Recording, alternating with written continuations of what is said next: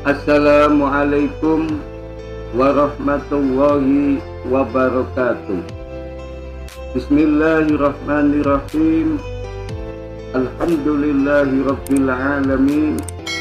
Wassalatu wassalamu ala asrafil anbiya'i wal mursalin Sayyidina wa maulana Muhammadin wa ala alihi wa sahbihi ajma'in, amma ba'd. Para mahasiswa yang dimuliakan Allah Subhanahu wa Ta'ala, pada kesempatan ini kita akan melanjutkan kembali mata kuliah komunikasi profesi, yang mana saat ini kita sudah pada pertemuan yang ketiga, di mana pada pertemuan yang ketiga ini kita akan membahas sebuah topik, yakni bentuk-bentuk komunikasi. Sebelum kita membahas tema bentuk-bentuk komunikasi ini, marilah kita berdoa terlebih dahulu. Semoga perkuliahan kita ini lancar tanpa hambatan suatu apapun. Al-Fatihah.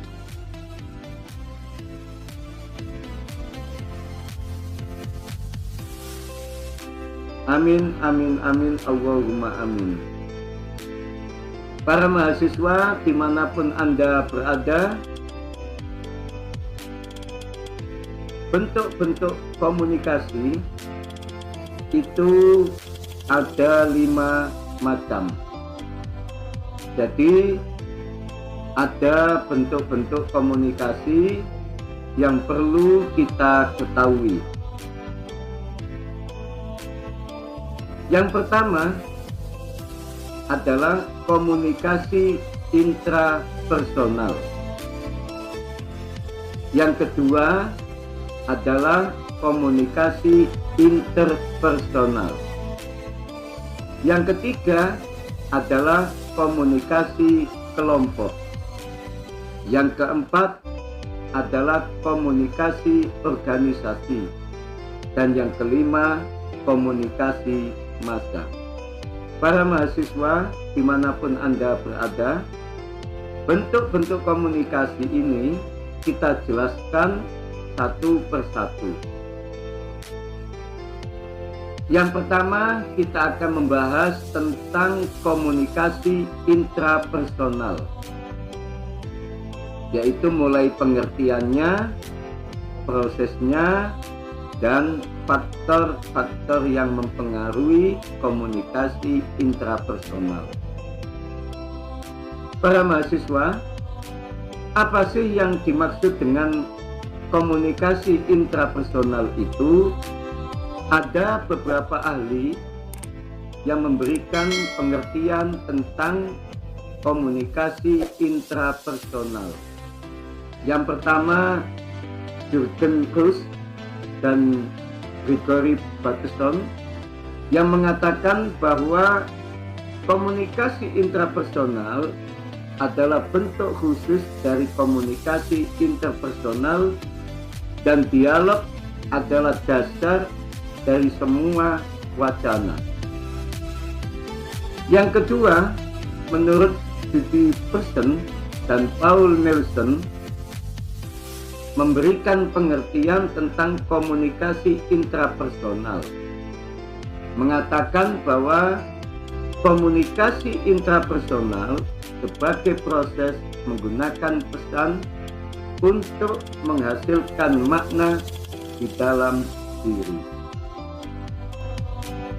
Yang ketiga, pengertian komunikasi intrapersonal menurut Armawati Ardi mengatakan bahwa komunikasi intrapersonal merupakan akar dari komunikasi Islam atau komunikasi fitrah terkait dengan peran komunikasi keluarga dalam menciptakan komunikasi fitrah guna membangun keluarga yang sakinah sesuai dengan ajaran Islam.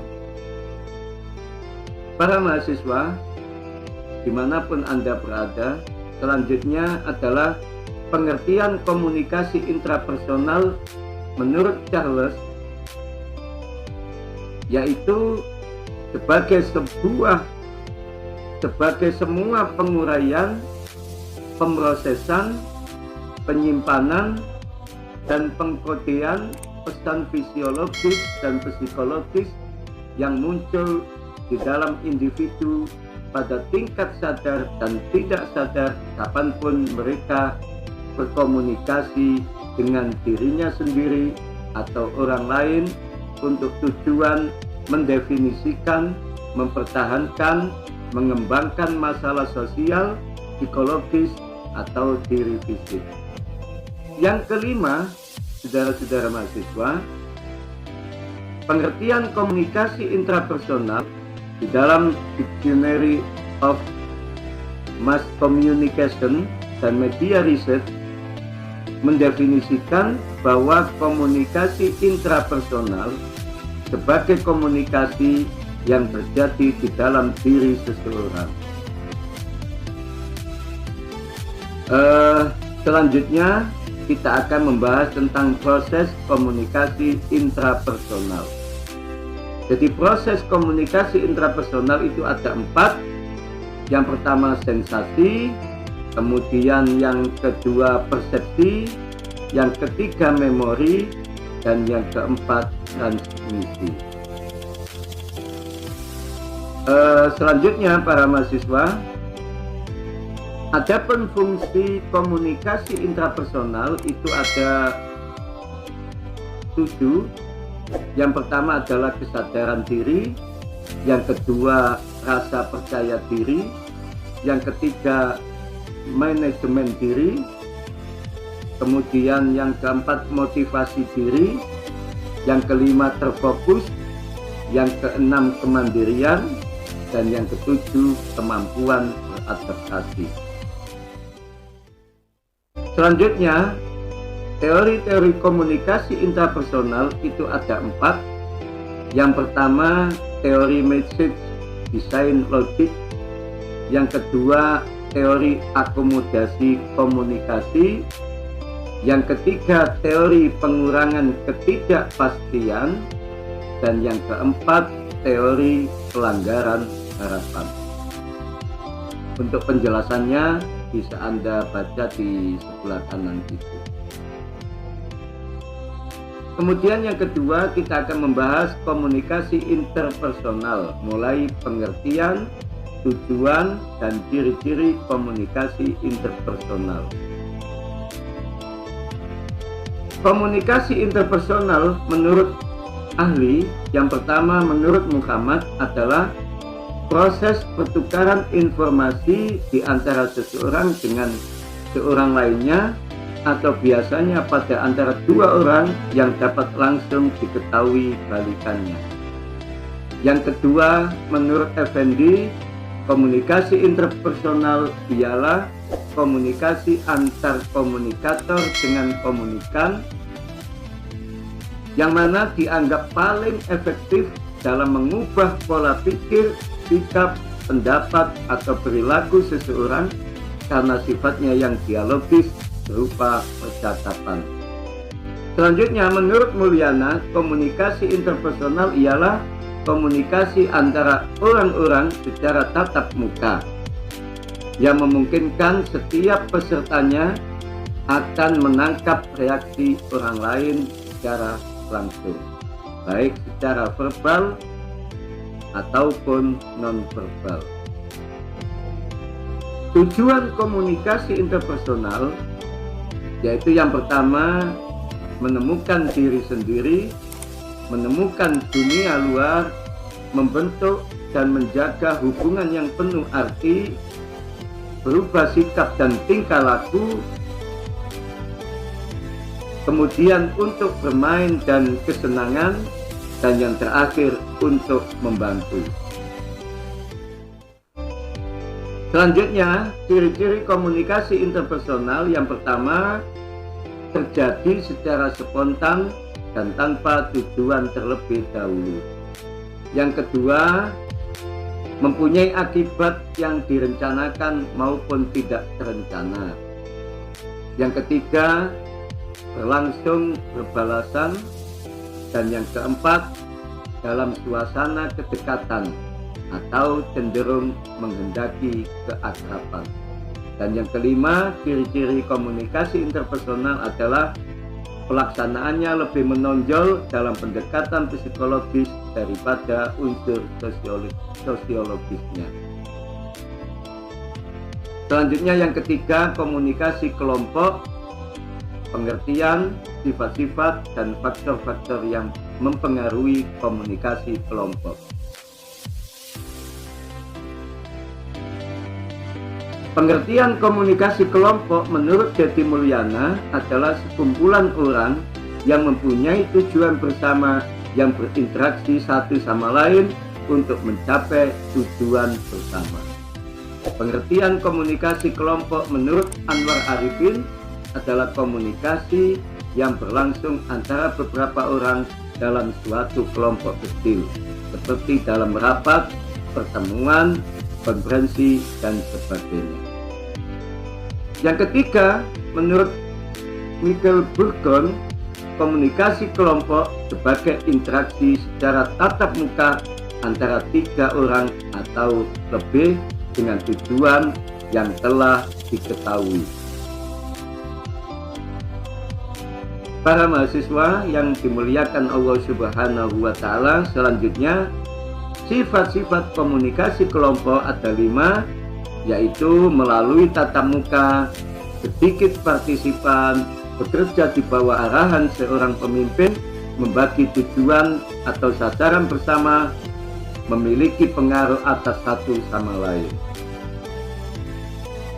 Kemudian faktor-faktor yang mempengaruhi komunikasi kelompok ada 2, yaitu faktor situasional karakteristik kelompok ada 3, ukuran kelompok, jaringan komunikasi, kohesi kelompok, dan kepemimpinan. Yang kedua, faktor yang mempengaruhi komunikasi kelompok yaitu faktor personal karakteristik kelompok, yaitu ada 3, kebutuhan interpersonal, tindak komunikasi, dan peranan. Yang keempat, komunikasi organisasi. Yang pertama, pengertian, fungsi, dan pendekatan komunikasi organisasi. Pengertian komunikasi organisasi menurut ahli, yang pertama menurut Arnold dan Feldman, komunikasi organisasi adalah suatu proses pertukaran informasi di antara orang-orang dalam suatu organisasi. Yang kedua, menurut Peace dan Paul, komunikasi organisasi merupakan perilaku pengatur organisasi yang terjadi di antara orang-orang dalam organisasi. Yang ketiga, menurut Wiryanto, komunikasi organisasi adalah pengiriman dan penerimaan pesan organisasi di dalam suatu kelompok. Para mahasiswa, dimanapun Anda berada, fungsi komunikasi organisasi ada 4. Yang pertama, fungsi informatif. Yang kedua, fungsi regulatif. Yang ketiga, fungsi persuasif. Dan yang keempat, fungsi integratif. Pendekatan komunikasi organisasi ada 3. Yang pertama, classical approach. Yang kedua, human relations approach.